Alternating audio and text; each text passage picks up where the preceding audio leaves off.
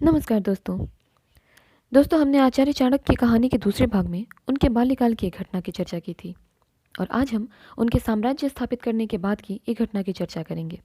तो आइए शुरू करते हैं। दोस्तों, यह वृतांत उस समय का है जब चंद्रगुप्त मौर्य ने भारत को साम्राज्य के रूप में संगठित कर मौर्य साम्राज्य की स्थापना की।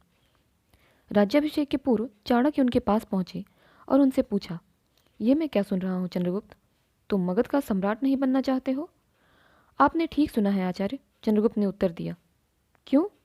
चंद्रगुप्त ने कहा, जब से यहाँ आया हूँ अपनी इच्छा से सांस तक नहीं ले सका हूँ आचार्य। आपने मुझे चक्रवर्ती साम्राज्य का और चक्रवर्ती सम्राट बनाने का स्वप्न दिया था, किंतु यहाँ आने के उपरांत मुझे समझ आया कि आपके लिए सम्राट एक वेतन लेने वाले दास से बढ़कर कुछ भी नहीं है।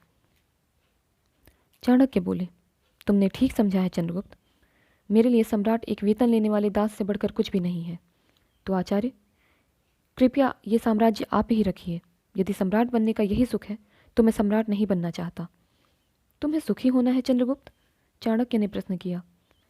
इस प्रश्न पर चंद्रगुप्त ने यह प्रश्न किया, क्या सम्राटों को सुखी नहीं होना चाहिए आचार्य? चंद्रगुप्त, जब तक तुम्हारे राज्य में एक भी व्यक्ति भूखा है क्या तुम सुखी रह पाओगे? सुख शिक्षक और सम्राटों के भाग्य में नहीं होता। क्या तुम्हें स्मरण नहीं कि मैंने तुम्हें साम्राज्य देने का वचन दिया था, सुख देने का नहीं? क्या तुम भूल गए कि प्रजा के हित में ही राजा का हित होता है और प्रजा के सुख में ही राजा का सुख? तुम सुख चाहते हो चंद्रगुप्त, तो अपनी प्रजा को सुखी बनाओ। तुमने साम्राज्य तो अर्जित कर ही लिया है, सुख अर्जित करने का मार्ग तुम्हारे समक्ष है। उसे तुम कैसे अर्जित करोगे ये तुम्हारे ऊपर निर्भर है। चंद्रगुप्त आचार्य चाणक्य की बात समझ गए कि सर्वदा प्रजा के हित को सर्वोपरि रखना ही सुख प्राप्ति का वास्तविक मार्ग है और एक राजा का राष्ट्रधर्म राजधर्म है। जब मगध भयंकर अकाल की स्थिति से गुजर रहा था तब 40 दिनों तक अनाहार व्रत रखकर उन्होंने अपने प्राण त्यागे।